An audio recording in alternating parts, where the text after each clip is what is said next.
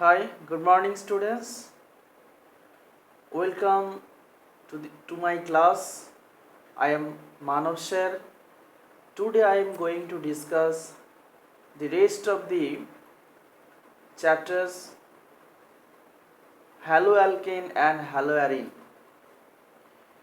ছাত্রছাত্রীরা আশা করি তোমরা সকলে খুব ভালো আছো। আমরা আজকে যে বিষয় নিয়ে এখানে আলোচনা করব সেটা হলো ক্লাস 12 এর কেমিস্ট্রির অর্গানিক কেমিস্ট্রির একটি চ্যাপ্টার হ্যালোঅ্যালকেন এবং হ্যালোঅ্যারিন এর যে হ্যালোঅ্যালকেনের বিক্রিয়াসমূহ আলোচনা করছিলাম তার যে অংশটুকু বাকি রয়ে গেছে সেটি আমরা লাস্ট লেকচারে আলোচনা করেছি হ্যালোঅ্যালকেনের বিক্রিয়াসমূহ, যেখানে আমরা মেনলি দেখেছি যে বিক্রিয়াগুলোকে আমরা ক্যাটেগরাইজ করতে পারি SN1, SN2 এবং এলিমিনেশন বিক্রিয়াতে, এবং সেখানে আর কয়েকটি যে ধরনের রিঅ্যাকশনস হয় তার মধ্যে মোস্ট ইম্পর্টেন্ট হলো reaction with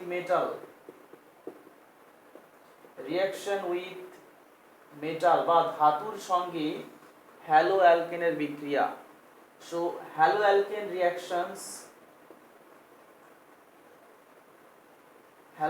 reactions with metal, ধাতুর সঙ্গে হ্যালোঅ্যালকেনের বিক্রিয়া। অ্যান্ড ইন দিস পার্ট, এই পার্টে সব থেকে যে ইম্পর্টেন্ট থিং সেটা হলো Grignard বিকারক, that is Grignard reagent.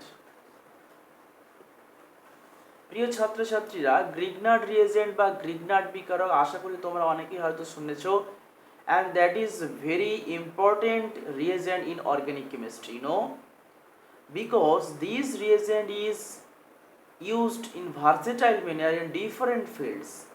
তোমরা যদি হায়ার স্টাডিতে করো, হায়ার স্টাডিতে দেখতে পাবে যে এই গ্রিগনার্ড বিকারককে অর্গানোমেটালিক কম্পাউন্ড বলে। অর্গানোমেটালিক মানে হলো, যদি বাংলায় করা হয়, জৈব ধাতব রসায়ন। এই অর্গানোমেটালিক কম্পাউন্ড তৈরি করার জন্য গ্রিগনার্ড রিয়েজেন্ট হচ্ছে একটি most important part. Scientist Grignard, who invented first here the Grignard reagent, and after that this reagent is named as Grignard reagent. Okay, এই গ্রিগনার্ড বিকারকটি কি? এই গ্রিগনার্ড বিকারকটি হলো যেখানে আমরা দেখতে পাবো যে একটা অ্যালকাইল গ্রুপ বা কার্বনের সঙ্গে একটা মেটাল একেবারে সরাসরি যুক্ত রয়েছে। আমরা কি জানি, অ্যালকিল হ্যালাইড বা হ্যালোঅ্যালকেন হচ্ছে RH, যেখানে একটি হ্যালোজেনের পার্ট একটি অ্যালকেনের সঙ্গে যুক্ত রয়েছে। এখানে আমরা যেটা করতে পারি সেটাকে আমরা dipole, this is one type of dipole, here will be created delta minus and delta plus here.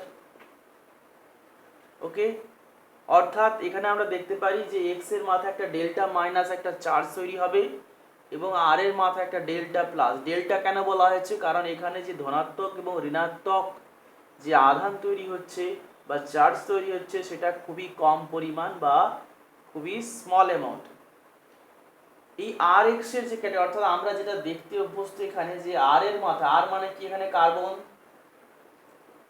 এই কার্বনের মাথায় আমরা কি দেখতে পাচ্ছি? ডেল্টা প্লাস, আর এক্স এর মাথায় ডেল্টা মাইনাস। এবং এই গ্রিগনার্ড বিকারক হচ্ছে এমনই একটি উদাহরণ যে বিকারকের মধ্যে কার্বনের মাথায় চলে আসবে মাইনাস এবং মেটাল হয়ে যাবে প্লাস, অর্থাৎ কার্বনের যে এখানে প্লাসটাকে মাইনাস করে দেওয়া হচ্ছে, এই যে অপোজিট ক্যারেক্টার তৈরি করা হচ্ছে এটাকে বলা হয় আমপলং। কি বলে? আমপলং। অর্থাৎ এখানে যেটা গ্রিগনার্ড বিকারক তার সাধারণ সংকেত হলো RMgX।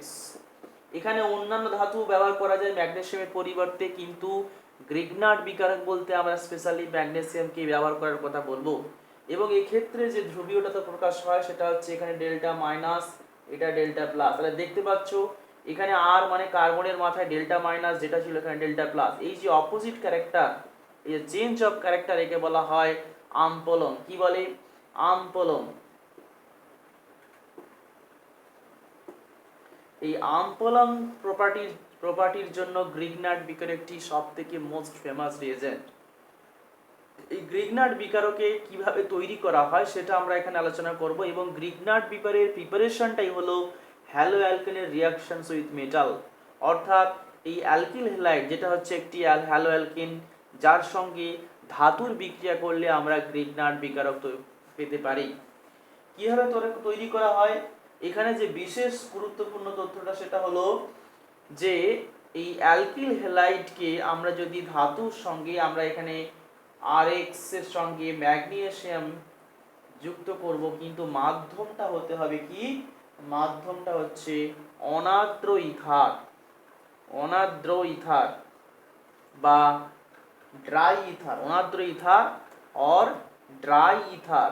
ড্রাই মানে কি এখানে একটু বলে নেওয়া দরকার। ড্রাই কেন দরকার, বিক্রিয়াটা করতে গেলে হাতে কলমে যদি বিক্রিয়াটা পরীক্ষাগারে করতে হয়, দেখা গেছে যে বিক্রিয়াটা করা কিন্তু খুবই চাপ, কারণ এখানে ইথারকে সম্পূর্ণ ড্রাই অর্থাৎ জলীয় বাষ্প মুক্ত হতে হবে।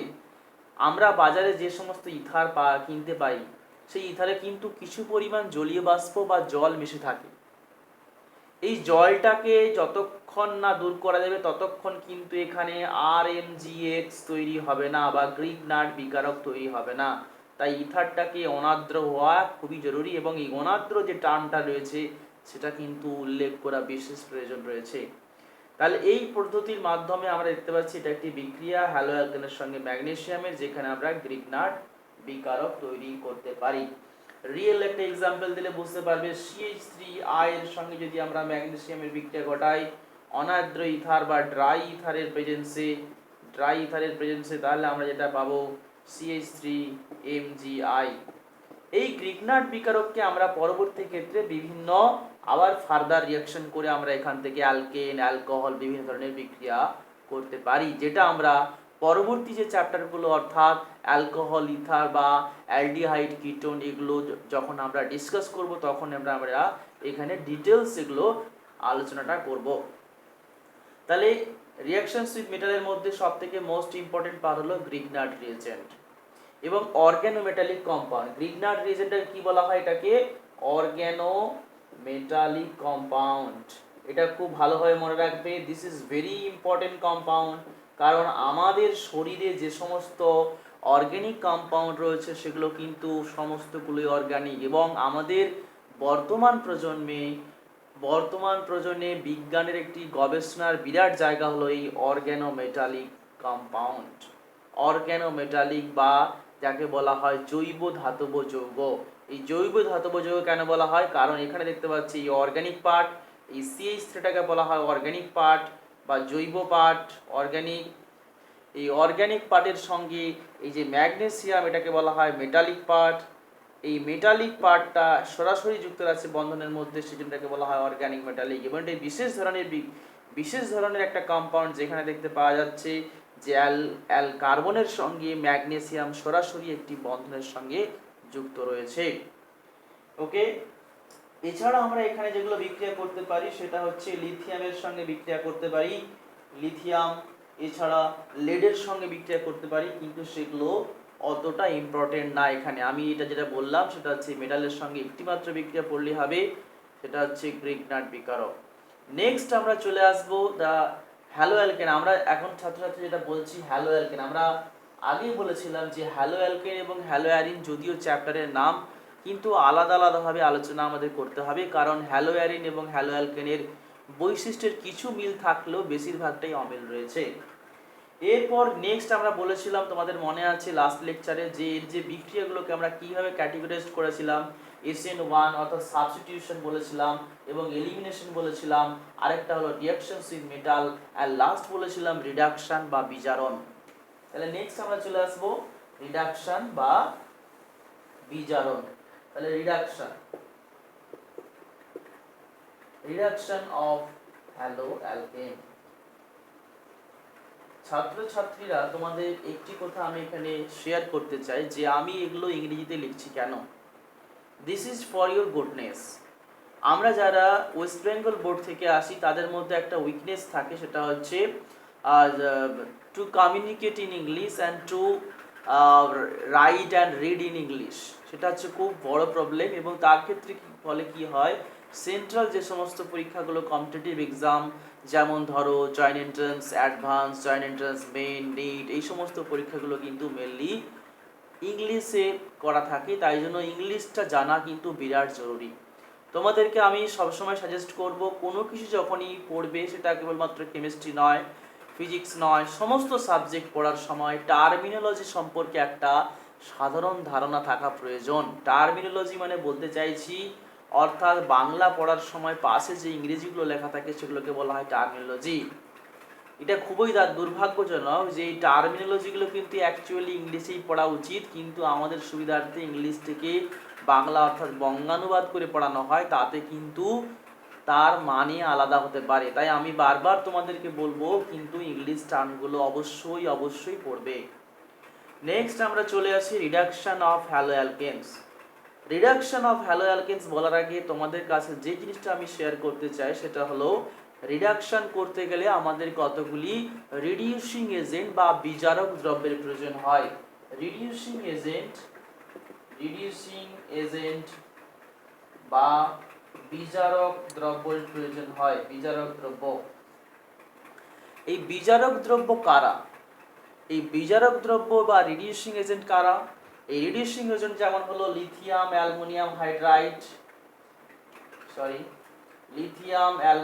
হাইড্রাইড, দেন সোডিয়াম বোরোহাইড্রাইড, দেন নিকেল, প্যালাডিয়াম, প্লাটিনাম, এই সমস্ত ধাতুগুলো ব্যবহার করা হয়। তাহলে হাইড্রাইড কিছু ব্যবহার করা হবে, ধাতু সরাসরি ব্যবহার করা যেতে পারে। এছাড়া আমরা যেটা ইউজ করতে পারি সেটা হলো zinc in presence of HCl, এটা একটা reducing agent. Zinc, copper couple মানে এটাকে বলা হয় অ্যালয়। এই অ্যালয়ের সঙ্গে যদি আমরা ইথানল মাধ্যমে C2H5OH ইথানল মাধ্যমে যদি বিক্রিয়াটা করি, তাহলেও কিন্তু আমরা রিডাকশন করতে পারবো। তাহলে বিজারণের ক্ষেত্রে সাধারণত তোমরা বুঝে নেবে যে এই সমস্ত বিকারকগুলি যদি বা রিয়েজেন্টগুলি ব্যবহার করা হয় কোনো বিক্রিয়ার ক্ষেত্রে, অ্যারো চিহ্নের ওপরে যদি এগুলো লেখা থাকে কোথাও, তার মানে তোমাদেরকে বুঝে নিতে হবে যে এখানে বিজারণ কথার বলতে চাওয়া হয়েছে, কারণ এগুলো রিডিউসিং এজেন্ট। তাহলে সব থেকে আগে যে কাজটা সেটা হচ্ছে রিয়েজেন্টটাকে, আরটাকে চিনতে হবে। আগেই তোমাদেরকে বলেছি যে একই সাবস্ট্রেট থেকে বিভিন্ন রিয়েজেন্টে কিন্তু বিভিন্ন প্রোডাক্ট পাওয়া যায়, তাহলে রিয়েজেন্টটা চেনা কিন্তু খুবই জরুরি। এবং এক্ষেত্রে অর্থাৎ এখানে হ্যালো অ্যালকেনের ক্ষেত্রে আমরা কি ধরনের রিয়েজেন্ট ব্যবহার করব? এখানে মেনলি ব্যবহার করা হয় নিকেল প্যালাডিয়াম, এবং RX থেকে যদি নিকেল প্যালাডিয়াম দেওয়া হয়, নিকেল প্যালাডিয়াম বা জিঙ্ক HCl বা এগুলো যদি দেওয়া হয়, তাহলে কিন্তু আমরা যেটা পাবো RH বা অ্যালকেন, এবং কোনো ক্ষেত্রে আমরা আরও পেতে পারি RH বা অ্যালকেন। আমরা যেটা এখানে পাবো অ্যালকেন। রিডিউসিং করলে নিশ্চয়ই অ্যালকেন পাবো, কারণ রিডিউসিং, বিজারণ মানে কি? বিজারণ মানে হাইড্রোজেনের যোগ। তাহলে এখানে হাইড্রোজেন কম ছিল, ভালো করে খেয়াল করো, যখন আমরা RX তৈরি করেছি বা হ্যালো অ্যালকেন বা অ্যালকিল হ্যালাইড তৈরি করেছি, তখন আমরা কি অ্যালকেন থেকে করেছি RH থেকে সাবস্টিটিউশন বিক্রিয়ার মাধ্যমে আমরা এটা তৈরি করেছিলাম।